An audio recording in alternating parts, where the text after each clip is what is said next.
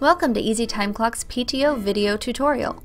In this video, we are going to talk about how to structure your PTO categories and set up accruals with various settings based on your PTO policy. We will be accessing the PTO pages located in the Features tab of the admin account. First, we will create categories for each type of paid time off. Let's start by going to the Features tab and PTO Categories. Here you can create as many categories as needed. Types of PTO that may not accrue, such as jury duty, bereavement, or holiday, can also be added.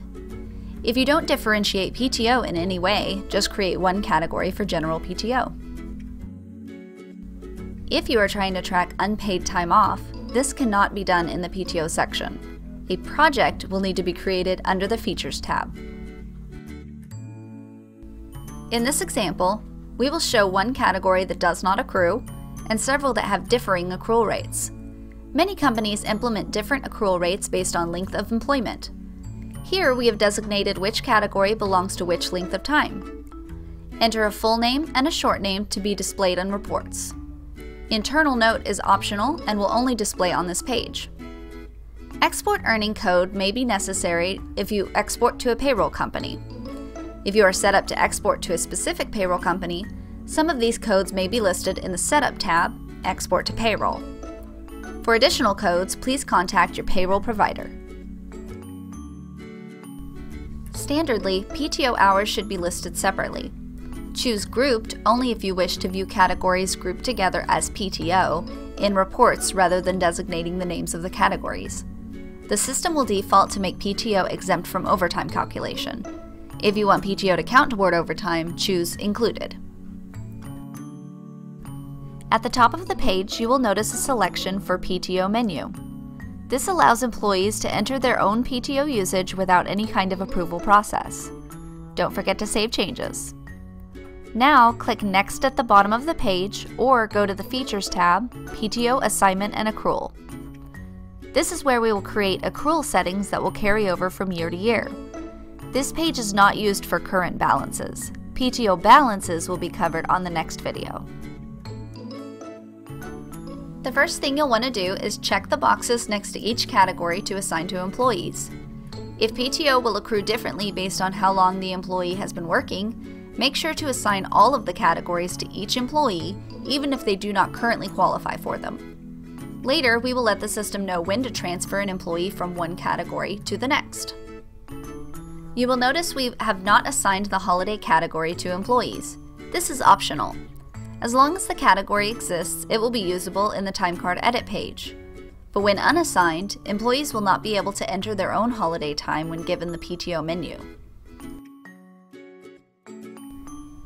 Once you save changes, you will be able to choose how often each category will accrue.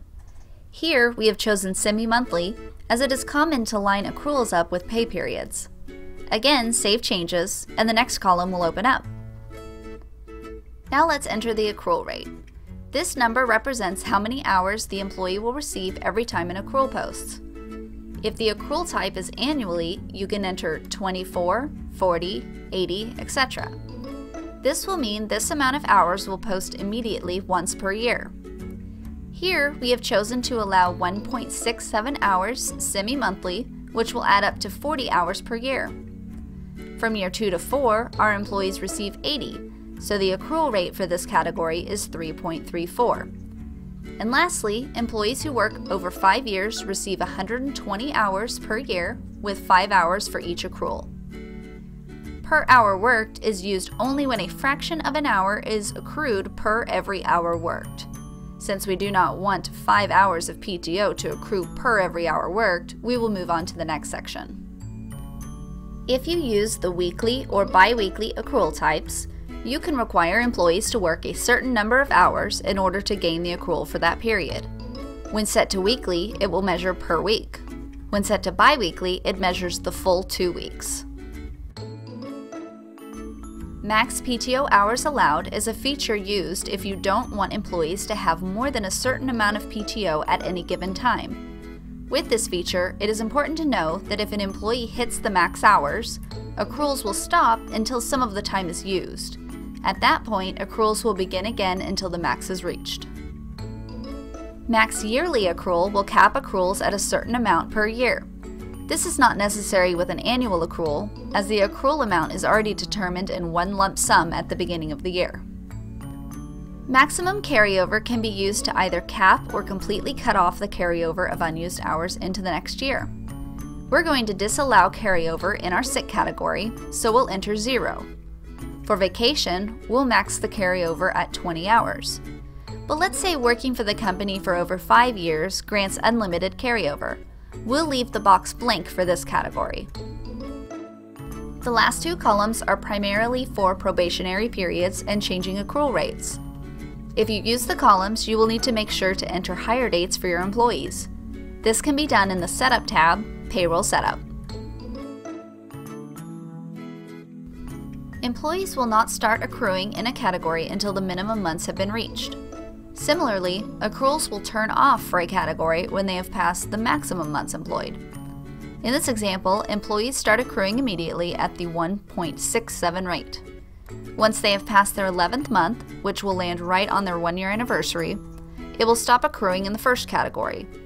By month 12, they start accruing at the 3.34 rate. At the end of the 4th year, 47 months, they stop accruing in the second category and move on to the third with 48 months.